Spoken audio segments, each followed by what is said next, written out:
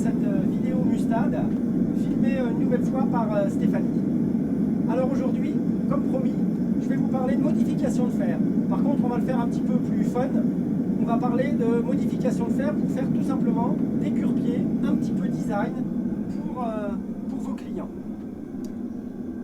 Alors, je vous ai préparé aussi les différentes étapes de manière à ce que ce soit relativement simple pour pouvoir les forger. Alors, on va vous montrer justement ces quelques étapes possibles. Je suis parti d'un fer Mustad. Je vais les remettre à l'endroit. Mustad libéraux, en tout cas en ce qui concerne la tête de cheval, et en ce qui concerne le membre de cheval, je suis parti d'un morceau de fer plat 20 par 8 par 130 de long. Alors après, c'est des cotes, on peut évidemment choisir tout ce qu'on veut en fonction de la taille du cure-pied qu'on veut avoir. Je vous ai aussi préparé un petit topo pour vous montrer un petit peu comment utiliser l'enclume pour essayer de dégager différentes formes. C'est des choses qu'on ne fait pas forcément dans le travail de tous les jours. C'est sympa parce que ça permet de réavoir toutes ces notions de forge, de retravailler ces notions de forge. Et puis, il y a aussi du travail d'étirement, du travail de mise en forme. Donc, c'est aussi des exercices qui vont être appréciés et appréciables par les apprentis, d'autant plus qu'on a en plus un résultat final et un petit produit à laisser à nos clients. Alors, comme vous le voyez, il ne s'agit pas c'est pas du grand art. Chacun pourra améliorer ce type d'exercice et vous pourrez le mettre à votre sauce. C'est juste pour vous montrer quelles sont les principales étapes et après, vous mettrez ça à votre sauce comme vous l'entendez.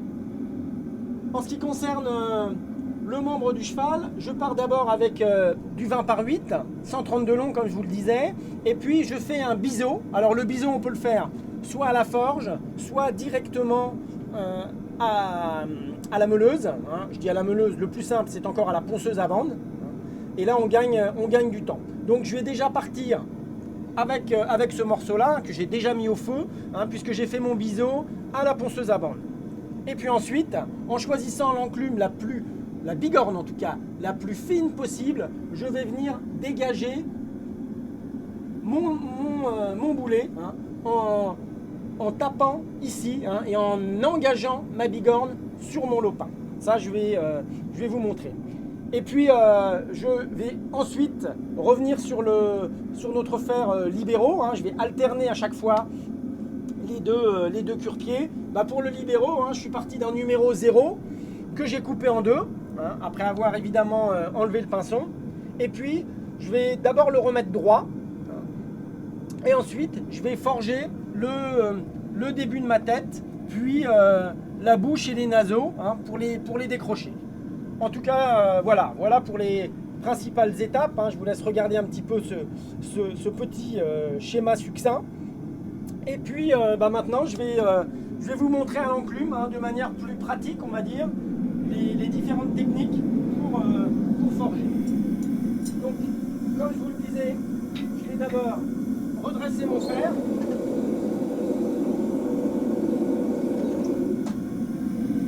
Donc, en quelques coups de marteau,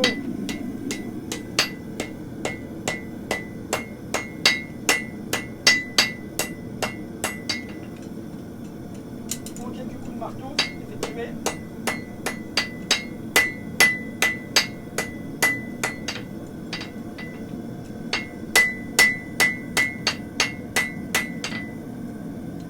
Voilà, je vais remettre au feu pour ensuite venir ici taper pour étirer le bout de ma tête et je viendrai ici en laissant mon fer sorti de l'enclume et utiliser l'angle pour dégager le museau. Ça, ce sera la prochaine étape.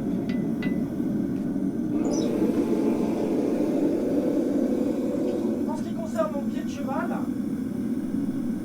je vais venir travailler sur une enclume avec, comme je vous le disais tout à l'heure, avec une bigorne la plus fine possible. C'est pour ça que j'ai choisi cette enclume. Et je vais venir entailler ici à l'intérieur de la rive et placer mon lopin à peu près ici, qui me laisse environ 5 mm pour les talons, et je vais venir ici écraser la matière, et c'est l'enclume qui rentre dans la ferraille. Il faut toujours avoir ça en tête. Donc du coup, l'enclume va dessiner ce demi-rond, et je vais me décaler, faire un deuxième demi-rond, ce qui va ensuite pouvoir me dessiner le boulet. Bien entendu, à chaud, ça va aller un peu plus vite.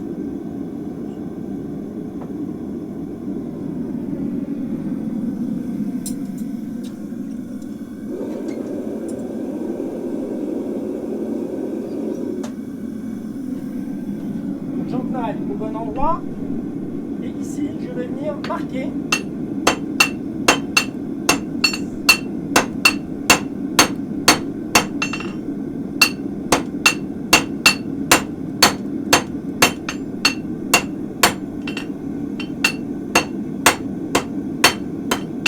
Attention de bien rester petit battu à plat. Vous voyez, j'ai déjà mon membre qui se dessine. Hein. Toujours pareil, on fait attention de bien rester sur la partie la plus petite de la bigorne.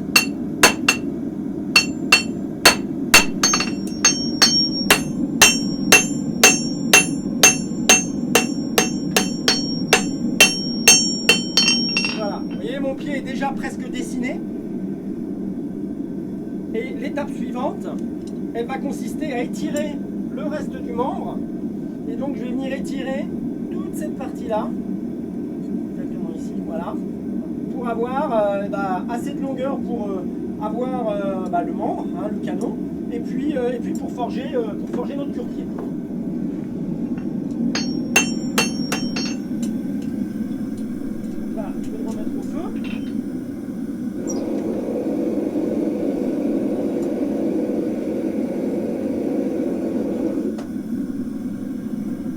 Comme je vous le disais, je viens travailler le bout de ma tête, hein, en ce qui concerne la tête de cheval, donc j'étire.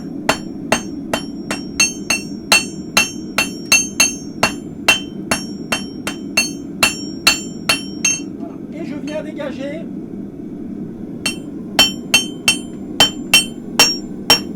en me servant de l'angle, et comme vous pouvez voir, j'ai le début de la bouche de mon cheval, enfin plus que la bouche, hein, la bouche, le museau, hein, la fin de la tête du cheval.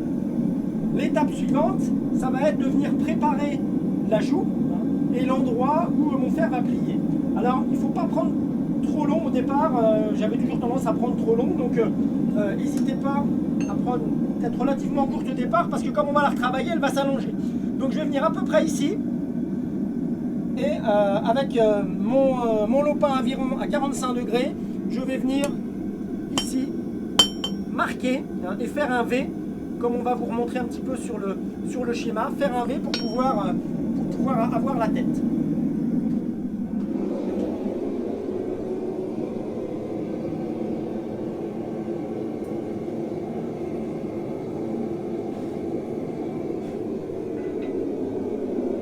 Alors l'étape suivante, je retourne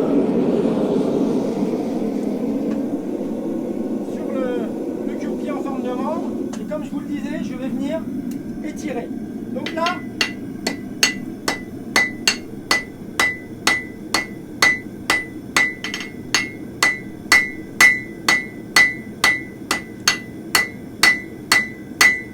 c'est important d'utiliser la boule du marteau, hein. On est en train d'étirer, on veut que ça aille le plus vite possible.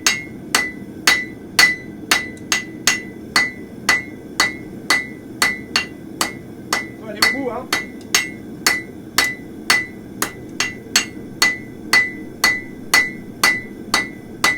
Et j'utilise aussi la longueur de mon marteau.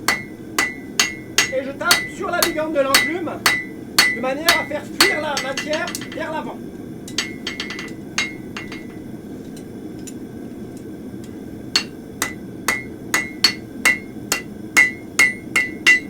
Je vais enlever mes petites bosses.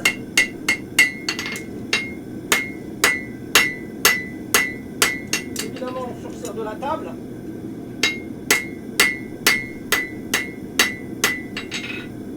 Voilà, donc je vais remettre au feu surtout pour vous montrer le travail de la partie du membre, hein, pour remettre tout ça correctement dans le bon axe de pied, hein, et ensuite il restera le travail d'étirement.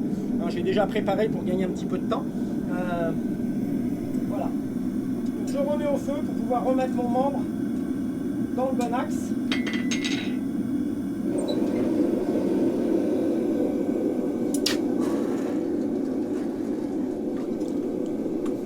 Alors l'étape suivante sur ma tête, comme je vous le disais, je vais venir faire ma joue, donc j'empenaille ici sur la rive interne et je viens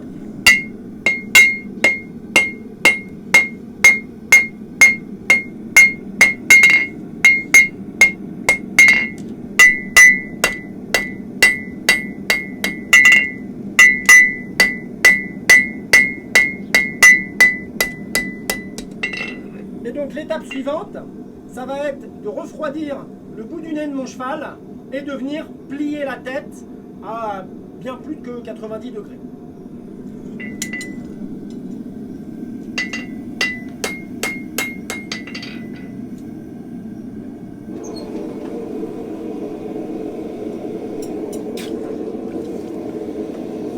Alors pour la mise en forme du membre, alors on va se mettre le but du jeu.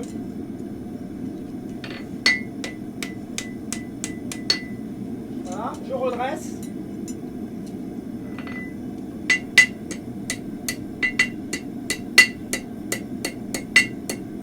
Voilà. Avec cette technique-là, on a facilement l'angle qu'on veut avoir.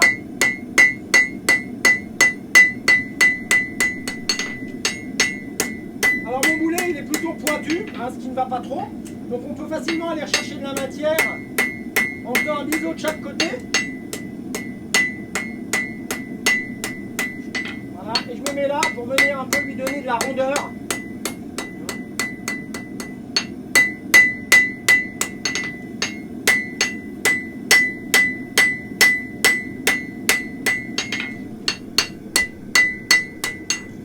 Voilà, mon pied, mon membre, comme vous pouvez le voir,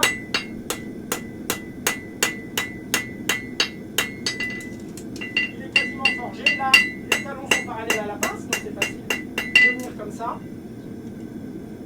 Et après, à vous de voir, alors on peut aussi faire l'attache des tendons très légèrement concaves, comme c'est dans la vraie vie. Et comme vous le voyez, ici, j'ai déjà mon membre. Et il ne restera plus qu'à étirer la suite pour forger le cure-pied.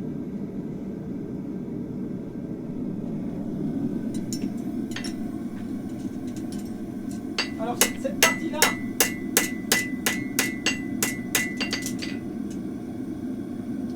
on va la mettre de côté.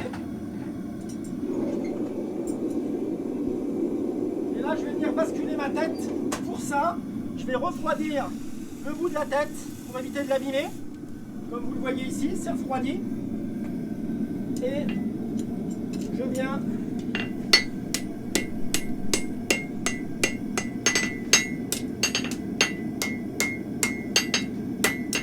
basculer ma tête.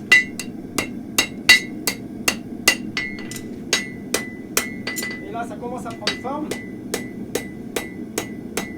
Là, vous comprenez mieux pourquoi c'est important.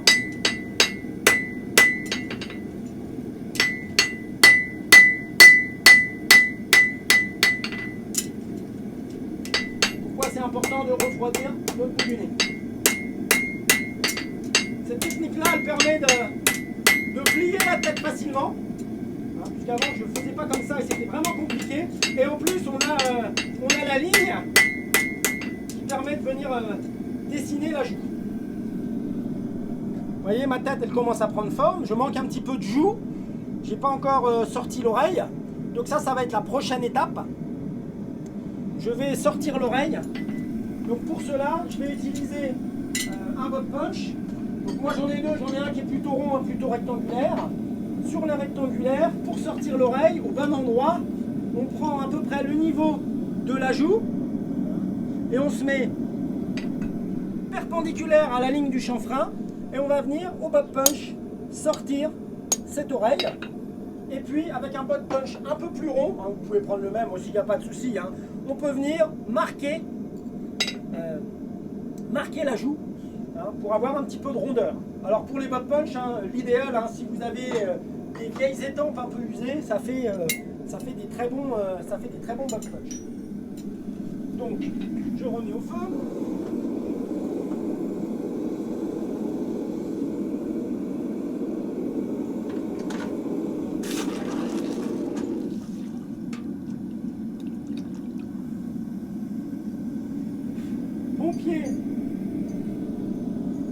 Mon pied est quasiment terminé, hein. Évidemment, il manque l'étirement pour aller faire le cure-pied, et ça je vais vous le montrer par la suite. Maintenant, il ne reste plus qu'à dessiner un petit peu la couronne. Donc, on part des talons, et puis on va dessiner notre pince avec un coup de raineur. Vous voyez, hein, moi j'ai refroidi, je conseille de le faire à froid.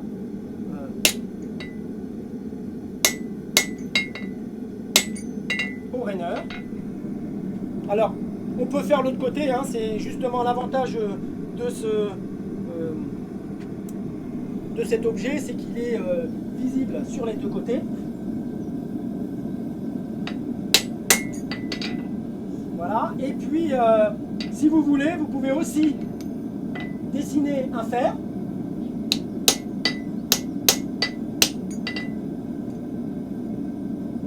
Donc là, il s'agit juste d'être parallèle.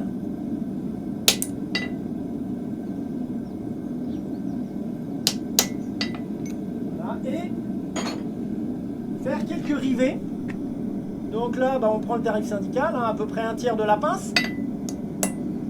Voilà, et on essaie de les aligner, hein, c'est comme dans la vraie vie, pas toujours facile. Voilà.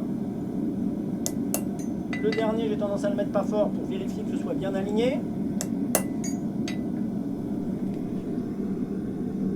Voilà, et mon pied, il est quasiment terminé, il n'y a plus qu'à, à ce moment-là, forger le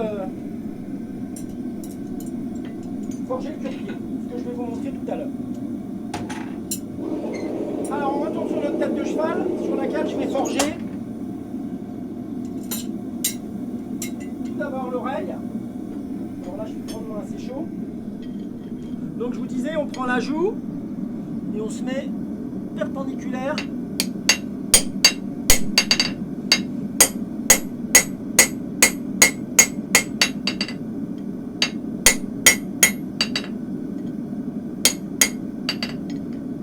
J'étais très chaud, hein, donc comme vous le voyez, je tape pas fort.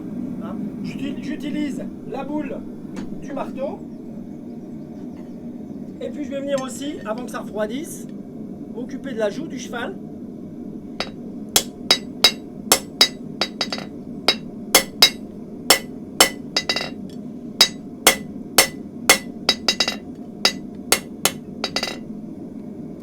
Alors vous pouvez en faire plusieurs. La tête de cheval, elle ne sera jamais la même. Après, en travaillant avec des marteaux un peu plus à boule, etc., on peut faire des têtes de chevaux un peu plus... Voilà pour la caméra. Là, on n'est pas terminé, mais on s'en approche bien.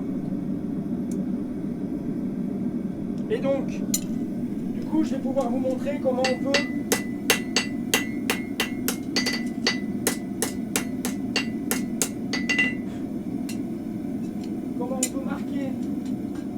marquer l'œil, marquer les naseaux. Donc le naseau, c'est toujours facile à trouver parce que là on est juste au bout du nez.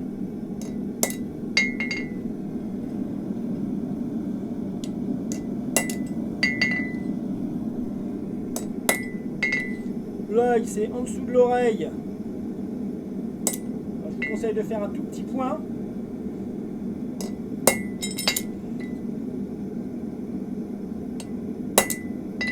J'essaie de marquer en général l'œil un peu plus que le naseau.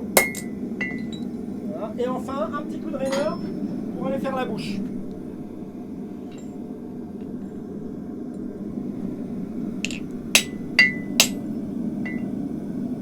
Voilà. En levant la main, voilà. Comme quand on fait une fin de rainure, ou un début de rainure d'ailleurs. Voilà.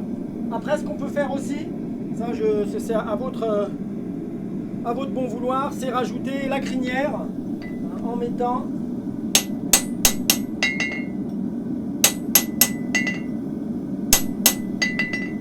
différents coups de raineur. J'aime bien en mettre beaucoup, alors je ne veux pas y passer énormément de temps. Mais voilà, ma tête de cheval elle est terminée. On va pouvoir éventuellement arranger encore un petit peu l'oreille pour basculer un petit peu plus vers l'avant. Et puis ensuite on va étirer l'ensemble pour le cure-pied. Alors pour l'étirement, pour le cure-pied, bah, c'est comme tout à l'heure, hein, je vais venir sur le gros de mon enclume ronde, hein, parce qu'elle va permettre d'envoyer le métal vers l'avant, et avec la boule de mon marteau, ça c'est un bon exercice pour les apprentis. Je travaille toujours sur la ligne du milieu, et c'est ma main gauche qui fait tout le travail. Mon marteau, lui, tombe toujours au même endroit.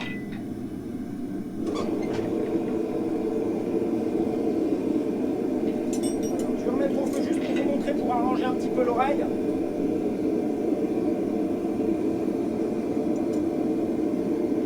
Donc je retrouve mon pied. Là, comme vous le voyez, eh ben, j'ai étiré. Je vous fais grâce, un peu chaud. Je vous fais grâce des étapes d'étirement. Hein. J'ai tout étiré ici et je termine pour finir sur l'enclume.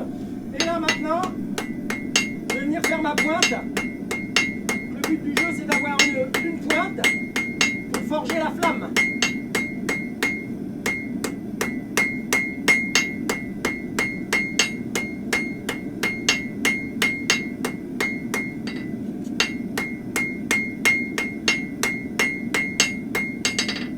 Alors la pince vers moi, hein, pour avoir le cure-pied dans le même sens en tout cas. Et là ensuite je vais venir dégager la flamme avec le plat de mon marteau.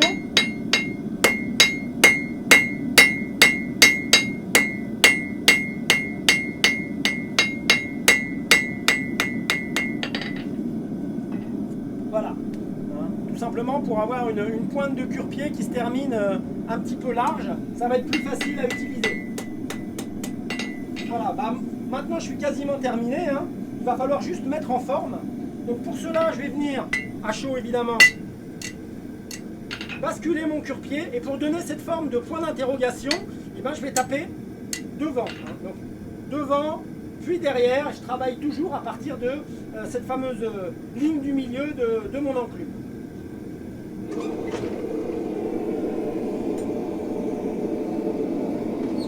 Voilà, donc ça juste pour vous montrer un petit peu comment on peut travailler l'oreille. Je la préfère comme ça. On va mettre un petit coup de brosse pour que vous puissiez voir.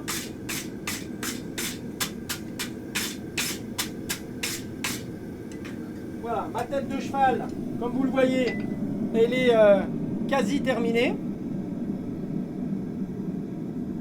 Et donc l'étape suivante, hop, ça va être l'étirement pour pouvoir faire notre cure-pied haut. Donc là, et on étire. Comme vous le voyez, hein, le marteau tombe toujours au même endroit. C'est ma pièce qui bouge. Et j'utilise le bras de levier. J'utilise quasi toute la longueur de mon manche de marteau. En l'occurrence un marteau GDM, vous avez déjà remarqué. Facilite bien la vie. Voilà. Donc ça je vous l'ai préparé hein, pour ne pas passer trop de temps à étirer. Mais c'est un bon exercice, surtout pour les apprentis comme je vous disais. Alors je reviens sur la mise en forme de mon cure-pied. Donc je pose sur la ligne du milieu et je tape de l'autre côté de la ligne du milieu en baissant la main gauche. Et devant, puis derrière, devant, puis derrière.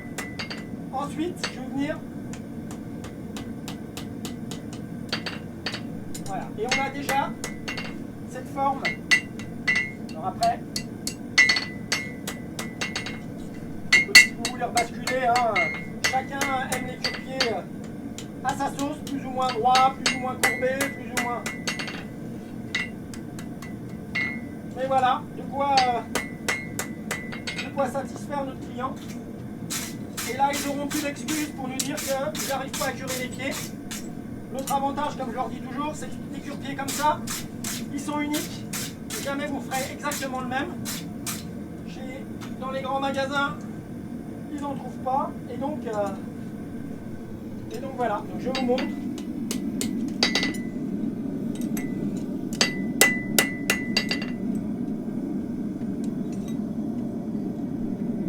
Voilà, il manque, bien entendu, il manque le petit coup de brosse pour la finition.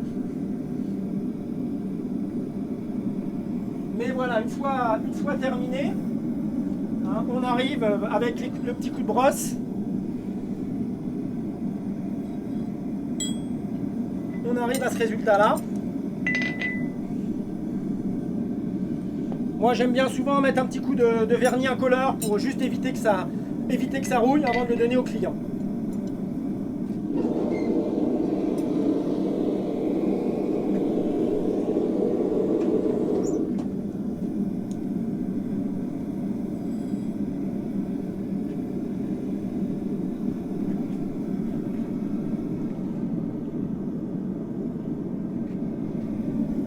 Voilà, et bien écoutez, on a terminé, puisqu'en ce qui concerne la tête de cheval, et bien une fois qu'on l'a étiré, voilà ce que ça donne. Et ensuite, je vais faire exactement les mêmes étapes pour aller forger mon cure-pied. Donc moi, j'aime bien le forger dans le même sens, hein, c'est-à-dire dans le même sens que la tête.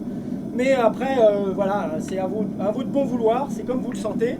On peut forger ça un petit peu dans tous les sens pour un résultat final qui va être celui-ci. Voilà, pareil, hein, toujours le petit coup de brosse de finition.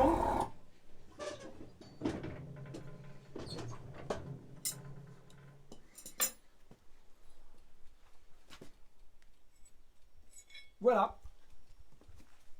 Et ben cette démonstration se termine. Tout d'abord, je tenais à vous remercier pour votre attention. J'espère que ça va pouvoir disons, vous faciliter la vie pour faire des petits cadeaux à vos clients, pour faire travailler vos apprentis. Et puis, bah, il ne me reste plus qu'à vous souhaiter de bonnes vacances, à vous annoncer la prochaine vidéo Mustad Live en français qui sera sur le break-over, c'est-à-dire sur le départ du pied. Là, on retombera sur des choses un petit peu plus techniques. Aujourd'hui, c'était les vacances, on a fait ludique. Voilà. Eh bien, je vous souhaite de très bonnes vacances et je vous remercie de votre attention. À bientôt!